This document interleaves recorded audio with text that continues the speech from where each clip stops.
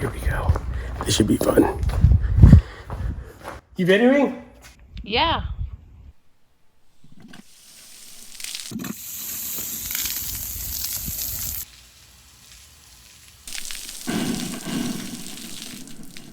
I think it went. I know.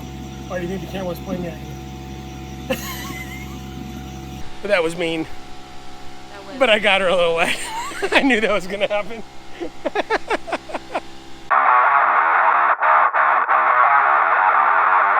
All right, folks, well, today is an important day. If you are a homeowner and you have an irrigation system, today's a good day for you because we're gonna go through the process of making sure that you are winterized and ready for the cold weather and to make sure that your irrigation system is protected. The main thing that we're gonna worry about is this thing right here. So the backflow valve is the area that we're gonna be working on the most. The key is we wanna make sure that this thing is, number one, empty, so that if we do have freezing temperatures that it does not freeze up and break stuff. But it's also to make sure that we clear out all the lines. So this line is actually going to the main water line, and this one goes out to all the sprinkler heads and all the different zones that I have. We're gonna go and walk through the process of how to make sure that these are all cleared out and ready for winter. Let's get started. All right, so first things first, I cleared out my garage a little bit just to give you a better view of the equipment that I'm gonna be using in order to make sure that the sprinklers are all cleared out. So let's start off with the compressor. So I've got this pretty decent sized compressor. It's got a lot of power. I actually have it running directly to one of my circuits that are not on a GFI because it's gonna be running pretty constantly, and I definitely do not want that to trip any kind of a circuit breaker. So I've got that going, and then what I have back here is, you can't see it behind that door, but that line is actually going to copper piping, runs all the way behind this table and then all the way through, and then it comes up to right here. I've got a ball valve that right now is in the shut-off position, and it goes to my reel. The reel itself, I've got about 25 feet on this reel, and then I have this orange line that goes the rest of the way, and we're gonna be taking that all the way down to the backflow valve, which is where we're gonna blow everything out. But the first thing we need to do is we need to shut off the water. So let's go to the main line and get that shut down. Main water line, and I've already kind of dug up around here because I had to mess with this the other day. But I know that mine is here. I covered it with sand and with compost, and I'm gonna actually open it up this winter and make it more exposed. The reason why I have it down here is because it's not even with the top of my turf. So I'm actually gonna lift this box up a little bit, but I'm not gonna do that today. And we wanna lift that out. So this is the main water line. This is a clean out right there. That's the line right now because it's running parallel with the actual pipe. It's on, and we want to go ahead and shut that off. So now it's in off position, and we can go over to the backflow preventer and get that all situated. I am now going to shut down these main valves here. Make sure that we have those off. So this one coming in from the water main, this one going out to the valves. And then we want to take off all these caps because we're going to want to relieve the pressure that's inside of this right now. And the way you do that is you actually open up these, watch out, you want to stand away from that. Yep, so that relieves the valve pressure. And this is the main valve pressure going back to the water main. And then we're going to relieve the pressure here, which is the one that goes to the valves over here. We are going to take this valve off here, which is the main one that we're going to blow out.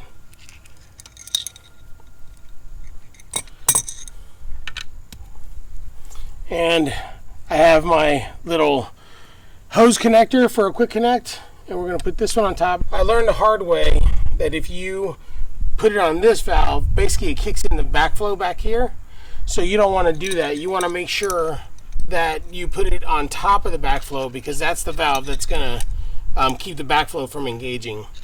That's all set. You don't need to worry about making it super tight. You just want to make sure that no air leaks out of it. This valve is closed, so nothing's going back that way right now. We'll get to that in a minute. And then this is here. Then we're going to take the hose, put it on the quick connect, and we should be all set to go. We want to open up the Ratchet app. It's going to go through its updates, And then we are going to go ahead and pick all of the zones. And I'm going to give myself 30 minutes for each, which is more than plenty, but this way I know I have time to get through it. And we're going to run. And as you can see, it's actually pushing out all of the air from the system. We are also getting the compressor turned on, which is actually pushing out all this. Now we'll let this run until the system starts sputtering, kind of like that one right there, and until it's all completely empty. Usually the last sprinkler head to go is that last one right down there. Now I'm always surprised at how long this zone takes, this zone number 1, but the reason why it takes so long is because the nozzles on the end of these sprinkler heads are a lot smaller, so it just takes a lot longer for all the water to get pushed out. Some of the other zones move a lot quicker than this. You can see that some of these are starting to sputter out. Those are all empty down there. He's persistent, he don't want to give it up. And then we'll go over here and we'll shut off the valve and let it recharge. Now we finished with zone 1, so we can go ahead and switch over to zone number 2. We'll go here and actually turn the valve back on for the pressure. We should see all the sprinklers coming on over here in zone 2. There it goes. All right, well, zone number 2 is pretty quick, so we're gonna move on to zone number 3 now.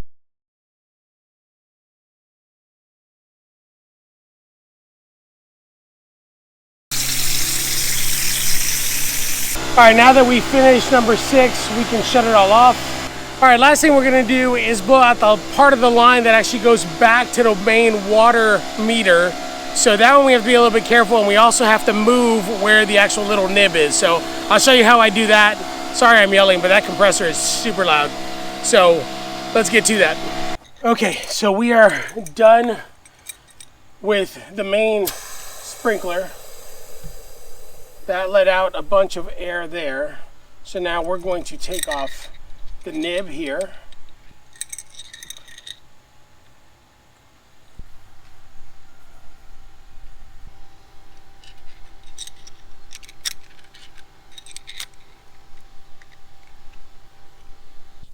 I'm going to leave these valves like at a quarter turn open. And that's to prevent any if we get water in here, and I'm actually put the caps back on, but if we get any water in there, it won't break anything. And then the same thing with this valve will be a quarter turn open. Now this valve I'm leaving closed right now because I'm trying to get the water out of this side. So now what we're going to do is we're going to remove this nib. And I don't know if it's really called a nib, but that's what I'm calling it. So we'll remove that one. Put this over here.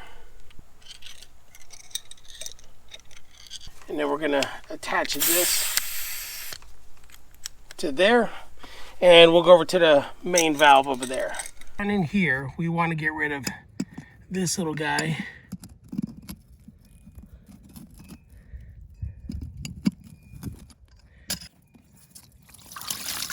See all that water come out. This should be fun. You videoing? Yeah.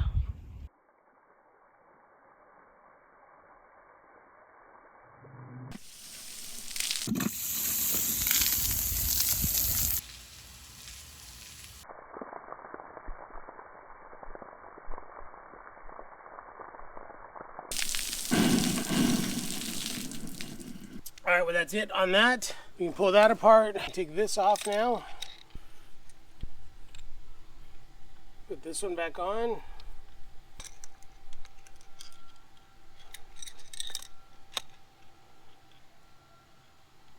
Now we're going to leave this a quarter turn open and this one a quarter turn open. Again, just to make sure it's all flushed out. There's no water in these. And then the only other thing I'm going to do is I'm going to put that plug back on and we'll be done. Right, so we put the plug right back on. Put the cover back on here. And I'm not too worried about this today because I am going to raise this box. So for now, I'm just going to put the grass back over it. I'll raise the box another day. And that's all of it.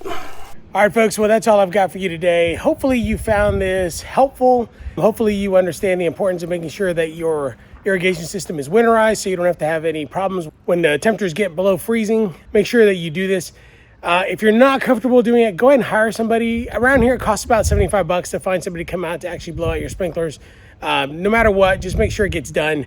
I usually pay somebody, but I decided this year I would do it myself, and actually it was a nice little project, other than the fact that I wish I had a bigger compressor, but the compressor I have worked just fine. Everything is cleared out, and I should be in good shape.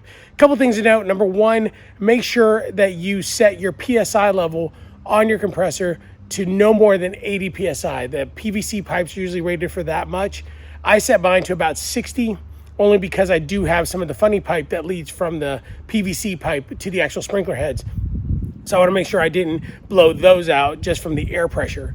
Make sure that you keep all the valves open so that you don't have any worries in case water does still live inside of that backflow valve, because you don't want to have to deal with that. That's really your most expensive piece. For me, I'm less concerned because in the spring, I'm actually going to change that backflow. That's the one that came with my house, and they picked probably the most inexpensive backflow that they could find. I'm going to buy something that's a little bit more sturdy.